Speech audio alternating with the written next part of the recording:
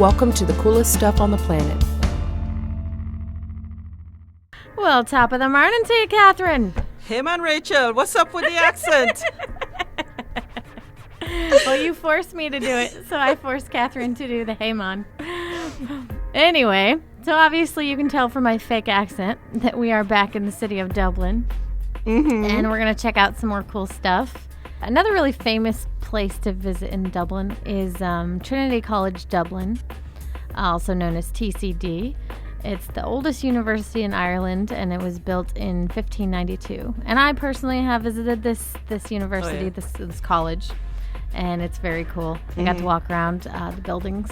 But some of the famous alumni of this university include Bram Stoker, Jonathan Swift, Oscar Wilde, and also a lot of like Irish rebels and revolutionaries also attended the college, so it's very famous. Yeah, and one of the things that people always go to visit when they're there is the long room at the old library.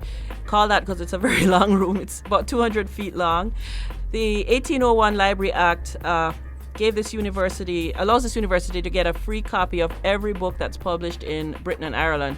And that's about 4.5 million books right now. Obviously, they're not all there. What they have in that room is just the 200,000 oldest books. And other things that you can see there are Ireland's oldest harp, which is from the 15th century.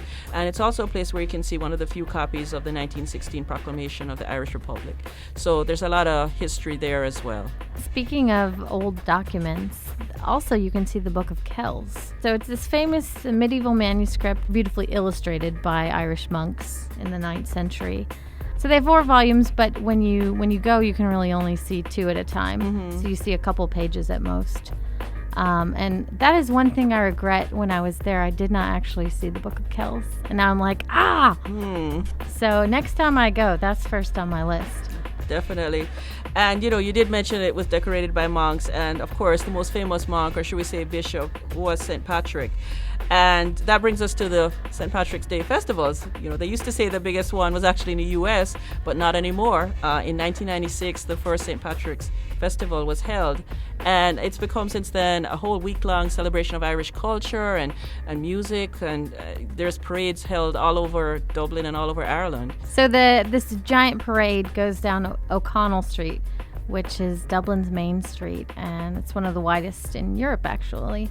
But one of the attractions on this street is this big spire. It's called the Millennium Spire. It's 394 feet tall. It's made of stainless steel, and it's kind of hard to miss. Oh yeah. But the best thing about this spire, the Dubliners, they're great. It's inspired some pretty cheeky nicknames, right, Kathryn? Oh yeah, I looked up a few of them. There were tons, but a couple of ones I liked was the binge syringe, the stiletto in the ghetto. I like that one a lot. The nail in the pail, the pin in the bin. There were just so many that they come up with. The other spot that is very popular for visitors is Croke Park, because that's a place where you can see some of the Gaelic games, stuff like Gaelic football and hurling. So Gaelic football, it's a lot different from American football. You score by kicking or striking the ball with your hand, and then you get it to the goal. So it's kind of like handball, sort of. Sort of like soccer and handball mixed together. And then there's also hurling, which is a little bit more interesting to me, which is kind of like field hockey, but like you hit I don't know if it's a ball or whatever, but you hit it in the air. But hurling, it's a very old game. And the other thing that Croke Park is famous for is being part of the Bloody Sunday, November 21st, 1920, which is when the British troops opened fire on players and fans actually at a Gaelic football match, and 14 people died. So that's also what it's known for. And there are quite a few spots in Dublin where you can learn more about the Irish Rebellion, and that, like we're going to talk about one. It's a good spot for that. Yeah, Kilmainham Gaol, which is it's a prison. It's very old. It was opened between 1796 and 1924. And it's a very forbidding kind of place. And pretty much every leader of the Irish rebellions during that period was detained there. Some of them were actually executed there.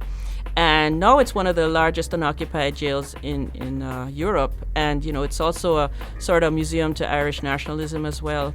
So it is a museum, right? Yeah, it's a museum, and you can visit it and see see what it was like there. So, that's another place that you might want to visit. That concludes Dublin Part 2.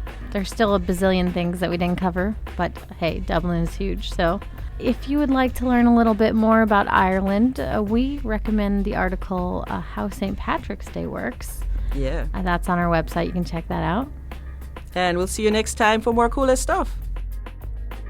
For more on this and thousands of other topics, visit HowStuffWorks.com and let us know what you think. Email travelpodcast@HowStuffWorks.com. Don't forget to check out our other podcasts, free on iTunes.